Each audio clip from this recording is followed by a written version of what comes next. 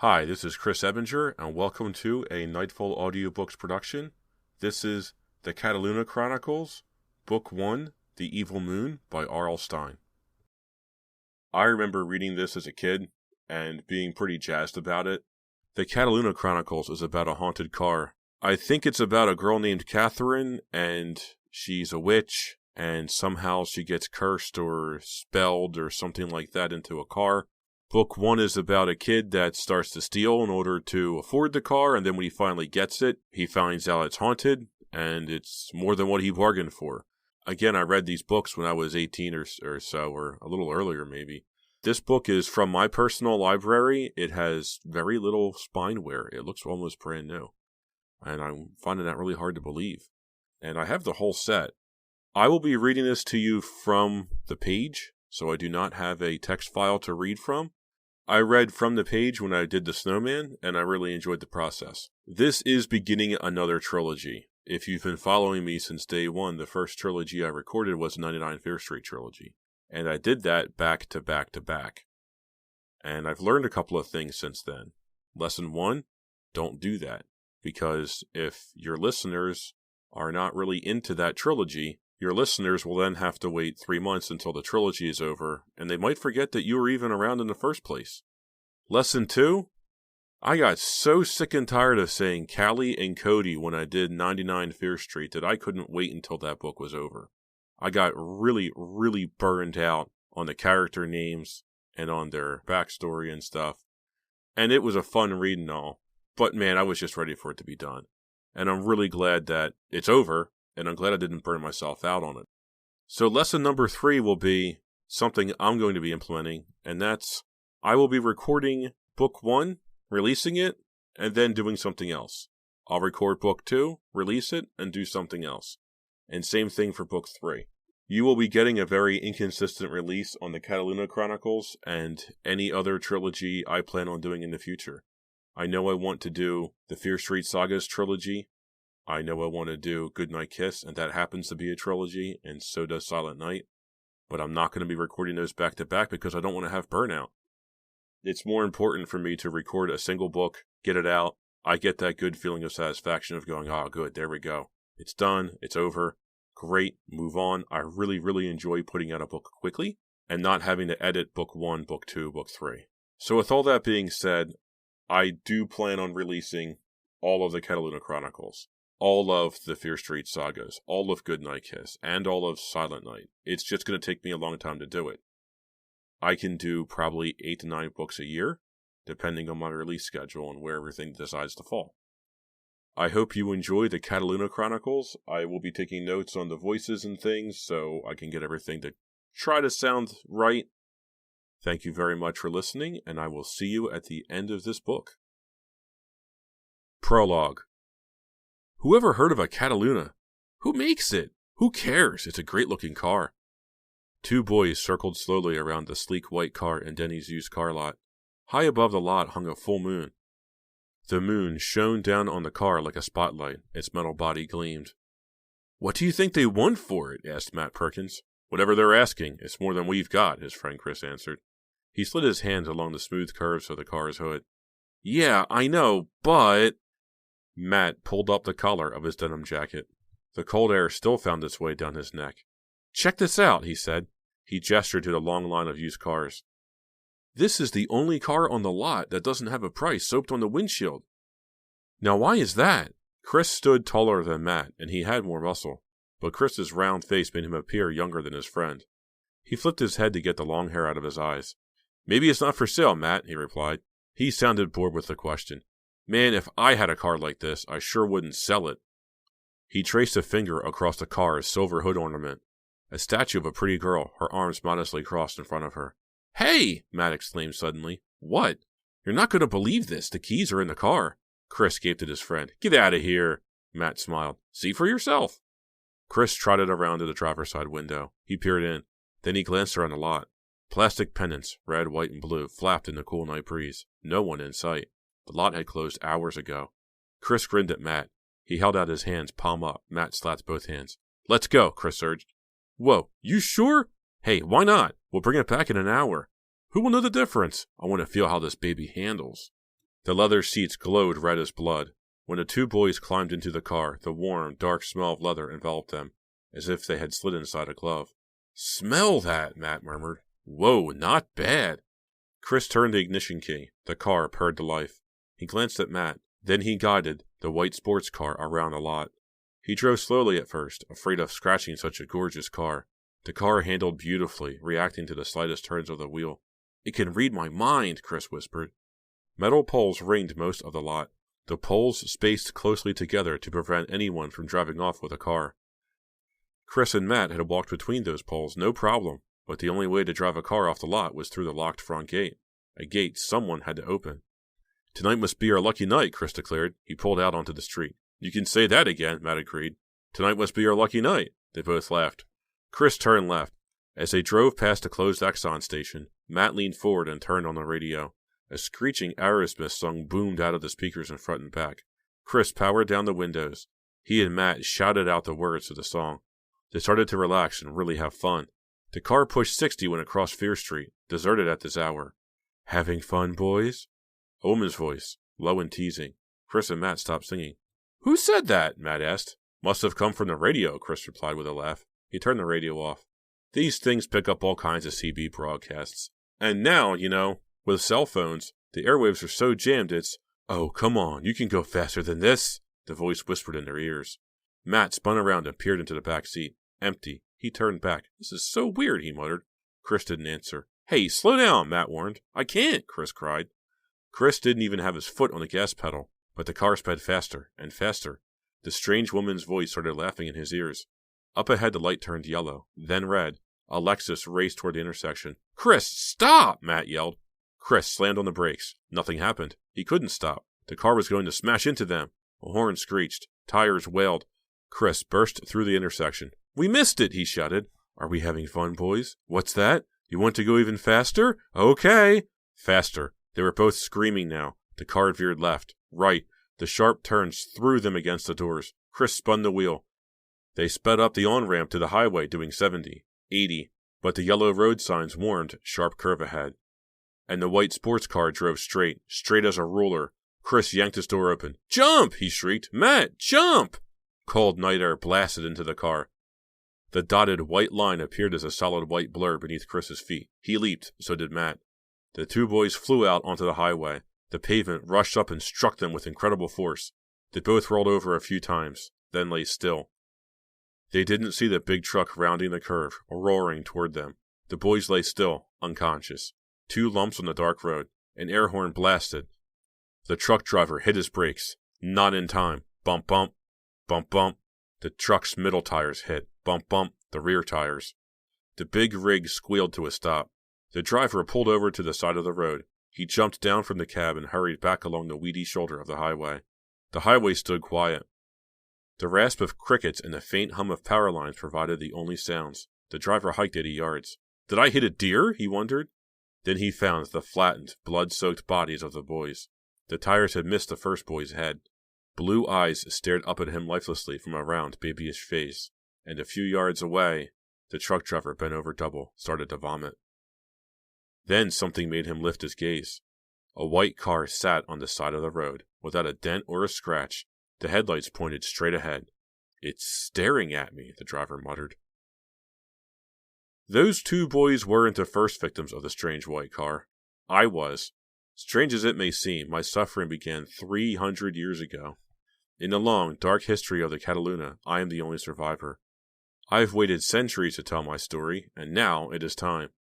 My story begins in the small New England colony of West Hampshire in 1698. September, a dark and dreary afternoon.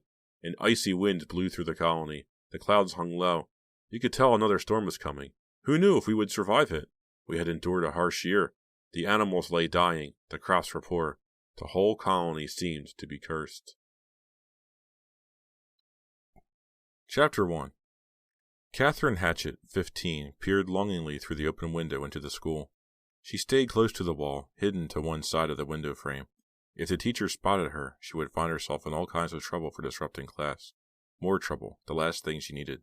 "Amo, amas, amat," droned Master Porter, waving his hand through the air. Around him on log benches sat the younger boys, repeating his every word. They studied Latin. Catherine spotted 2 5-year-olds. These young students could already read Latin, English, French, or Gothic letters. Once Catherine had borrowed a boy's horn book. Fascinated, she peered through the thin sheet of yellowish horn. The alphabet and Lord's Prayer were printed on the sheet of paper beneath. But Catherine's parents caught her studying the horn book. Instead of an education, she had received a whipping. All day long, Catherine learned nothing. Day after day, she was expected to do the same dull chores around the house. It was not fair. Now her eyes shifted to the far wall of the classroom. Pegs had been hammered into the walls. Boards lay on the pegs to make desks for the older scholars. They sat facing away from the teacher. Catherine could recognize the 2 handsome brothers, Joseph and William Parker, even from the back. Hick! Hick! A short, nervous, red-headed boy named Charles Foster conjugated his Latin verbs, or tried to. Hick! Hick! Repeated Master Porter. Continue. Hick! Hick! Charles began again, obviously stuck. Master Porter slapped his switch against his palm. You are wasting precious time, Charles. There is but little time left in our day. Hick! Hick! Hawk, said Catherine without thinking. She covered her mouth in horror as all heads turned toward the window. She heard the students giggle. At least she had blurted out the correct answer, but that gave Catherine small comfort. She felt certain Master Porter would catch her now. 2 of the younger boys began kicking at the dusty floor. They stirred out quite a cloud. Master Porter charged around the room with a switch, ready to hand out punishment. Catherine felt sorry for the boys who would be hit, but at least the teacher had been distracted from punishing her. She pressed against the wall of the school, breathing hard. You must be more careful, Catherine scolded herself. Her parents were already so angry with her. The rest of the colony, too. Inside the classroom, Master Porter restored order quickly. He led the entire class in the final prayer. Catherine hurried away on the dirt path. As she walked, she nervously tucked her shiny brown hair back under her white cap and kept falling back out. She heard boys yelling. Class had been dismissed. The boys would be running this way. She tried not to look back. A young boy flew past on her left. Hick, hack, hawk, the boy shouted, pulling her arm hard. It hurt. She shook her fist at him as he ran on. But now several more boys marched behind her on the path. She could feel them at her heels. She forced herself not to glance back. She lifted her dark, long skirt with both hands so she could move faster. So, Bad Luck Catherine wants to come to school with the boys, chanted one boy in a sing-song voice. She wants to get us all in trouble. School is not for girls. She could no longer resist. She stopped short and stared down at the boys. Do you think girls should not be allowed an education as well as boys? Answer me. Do you think a girl enjoys having her mind go idle with nothing to challenge her? Do you? The boys stared at her with impish faces.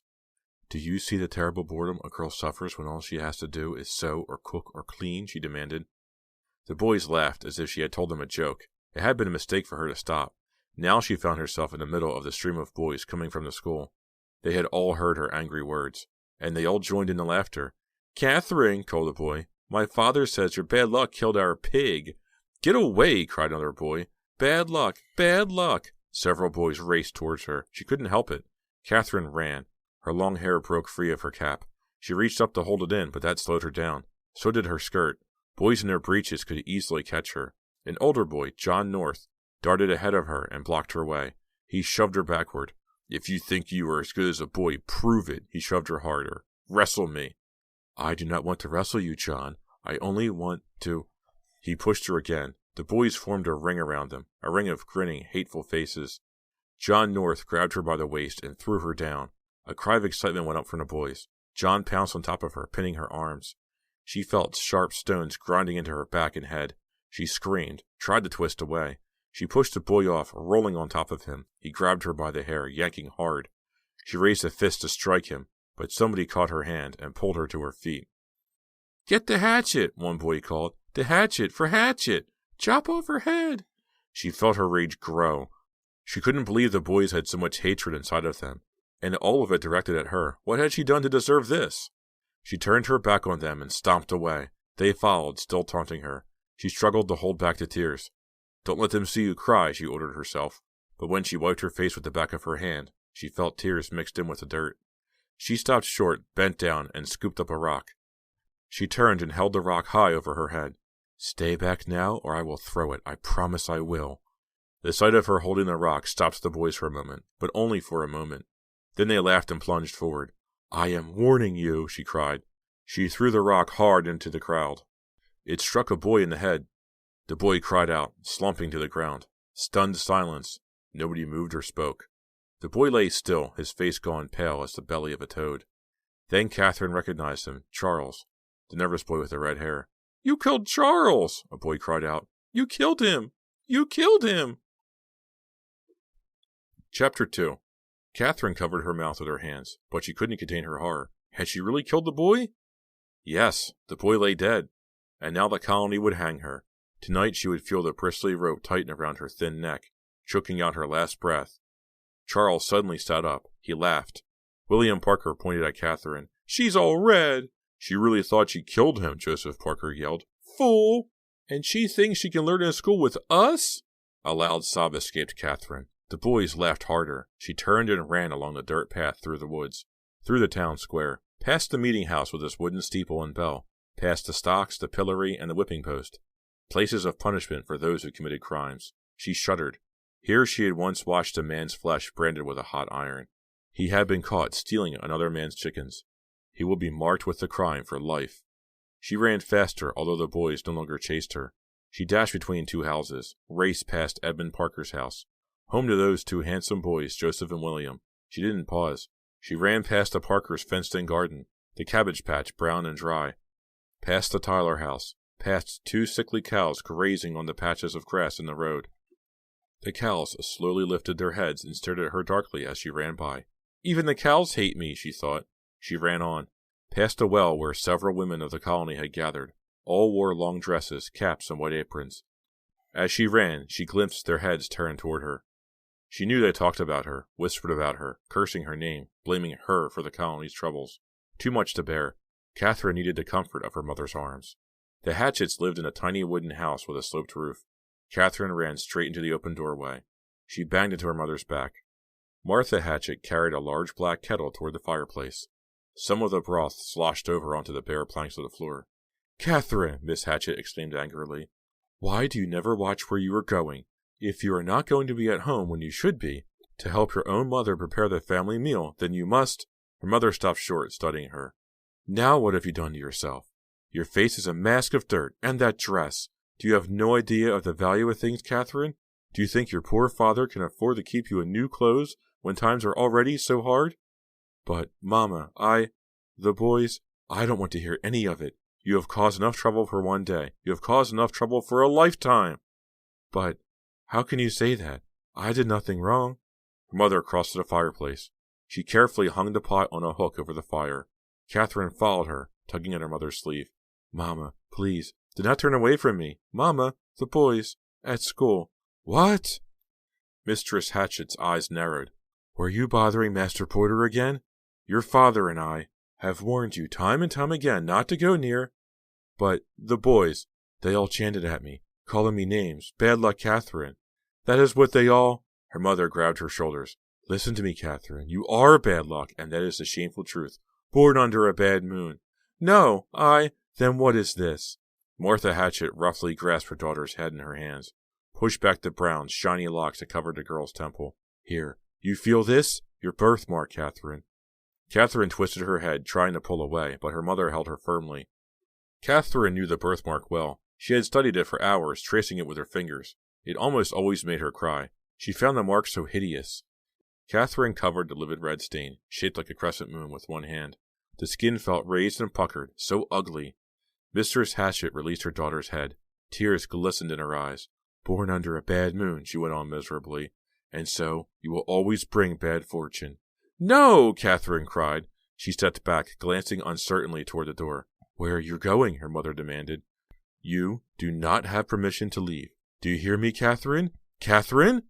Catherine heard, but she did not stop, did not turn back. Her own mother called her the same names as those boys. She ran until her mother's cries had grown dim in her ears. Soon she reached the thick, green woods surrounding the small colony. Within the dark, cool shelter of the thick trees, she felt a little better. For here there were no people. The trees would never call her names or accuse her of spoiling the crops. The piney smell made her feel clean, even though her face was stained with tears and dirt. After she had wandered a little further into the woods, her feet began to direct her, telling her to choose this trail over that. and once again she made her way to the tiny house where the old woman lived. The old woman was known as Crazy Gwendolyn because she chose to live all by herself. Not so crazy, thought Catherine.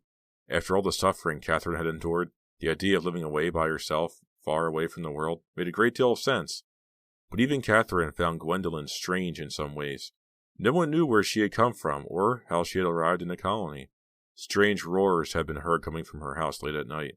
People whispered that she had captured a demon and used it for her slave, but no one had ever spied it. Catherine pulled a cluster of pine needles off a branch and chewed them as she walked. She scolded herself for thinking harshly of Gwendolyn. The old woman treated her with more kindness than anyone in the entire colony. Catherine knew about rumors. Was it true that Catherine had brought the bad luck of the colony? No! So why should she believe the frightening rumors about Gwendolyn? She spotted the small cabin with its grimy gray planks up ahead.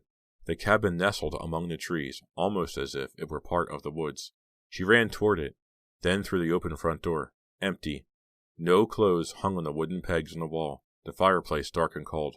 What would she do if Gwendolyn had moved away, or died? Then there would be no one in the world Catherine could turn to. "Catherine," called a raspy voice. She whirled around. In the doorway stood the tall figure of Gwendolyn Parrish. As always, she held herself straight, not stooped with age. Her long, silver hair curved down to her waist. Her face was creased and cracked and whiskery. "Ah, Catherine, my poor Catherine, have they been so cruel to you again?" Catherine did not have to tell her what had happened. Gwendolyn already knew. She always knew. Catherine ran to her. Gwendolyn threw her arms open wide and hugged her. Her bony arms clung to Catherine like vines.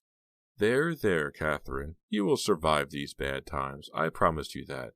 I know you feel as though the pain is too great, but you have my word. You will survive." Catherine pressed closer against her, her hot tears soaking into the woman's dress. Names, cursing me. Even my mother. I know. The old woman patted her back a few times, then gently moved away from her. "Come," Gwendolyn said. "I will make you some sassafras tea that will soothe your heart. But I think you have forgotten my words of advice." I have? Did I not tell you to ignore what they say, no matter how cruel?" The old woman's large dark eyes almost shone red in the dark cabin, like an animal's eyes at night. "When they tease you, Catherine, imagine that there are so many bees buzzing in your ear. Simply brush them away." Gwendolyn waved her hand. Was it the tea, or was it Gwendolyn's obvious affection that worked its good magic on Catherine? Within minutes, she felt as if her horrible day had been swept from her mind. She stayed with Gwendolyn until dusk. She did not want to leave then. "Come, Catherine," Gwendolyn said at last, walking her to the cabin door. "You must go. Your parents will be very angry if you make the family wait for its meal." Catherine turned back twice as she headed into the dark woods. The first time she found Gwendolyn framed in a large dark doorway, her silver hair blowing in the breeze. The second time, Gwendolyn had disappeared. The woods by night did not come for Catherine, as they did by day. Everything she heard filled her with fear, her footsteps crunching on fallen leaves and twigs, the hooting of owls, the drone of insects. And then she heard a sound that made her heart pound. Footsteps crackled behind her. She stopped. The footsteps stopped as well. Someone followed her. Chapter 3. Catherine turned back into the dark woods. She could see nothing but the large, dark trees. Their leaves swayed like shadowy ghosts. "Who is there?" No answer but the call of a bird. She backed up a few steps and hit something hard, a tree trunk. She started to run. The footsteps behind her grew louder now. Something crashed through the brush. Perhaps a bear making its charge. Gasping, Catherine ran faster. Her hand smashed against a tree, but she couldn't stop to wait for the pain to fade. Faster, faster, and then the tip of her shoe caught a tree root. She fell as hard as if she had been shot in the back. She tasted blood. She had cut her lip. When she sat up, pine needles stuck to her face like cat's whiskers. She saw a pair of leather shoes, and then another pair. She pushed herself to her knees. Joseph and William Parker stared down at her. Joseph's leather hat tilted back on his head, showing off his handsome face and blonde hair, but right now that face glowed darkly with anger. "Get up," he ordered. Catherine obeyed. Why did you chase me? Why did you scare me so when I—" "Be quiet," William snapped. He stood shorter than his older brother, not quite as good-looking, his face wider and softer than Joseph's. Usually Catherine thought him more kind-hearted than his brother, but now he sounded just as angry, just as fierce. My father says our pigs are dying because of you, William accused. Bad Moon Catherine. That is a lie, Catherine protested. She forced herself not to cover the crescent-shaped scar on her temple. You are to blame for the bad crops, William went on. Because of you, everyone is going hungry. His face twisted with anger. I suppose you do not feel shame. No matter. They will soon banish you from the West Hampshire colony, Bad Moon Catherine. I heard them talking. She tried to remember Gwendolyn's advice, told herself not to listen, but terror gripped her. She could not think. Who has been talking? You will find out soon enough. The brothers closed in on her, one from each side. She inched backward, but William caught her hand. What are they planning to do to me? She wondered. All right, William, Joseph said sharply. Let her go. I will take care of her. You run on home. William stared at his brother. But it is not safe, Joseph. Who knows what strange powers she has, what she might try. Do not worry, Joseph reassured him. I will take care of her, I promise you. The way he said the words made Catherine tremble. Go, Joseph commanded his younger brother. Yes, Joseph, he muttered. He turned and stalked off, disappearing quickly into the dark shadows of the woods. Catherine faced Joseph, all alone in the darkness. His eyes gleamed. Joseph moved closer. Catherine backed away. She felt thorns tearing at her clothes, scratching her skin like tiny knives. Tall thorn bushes formed a wall behind her. Joseph reached for her. She could not escape.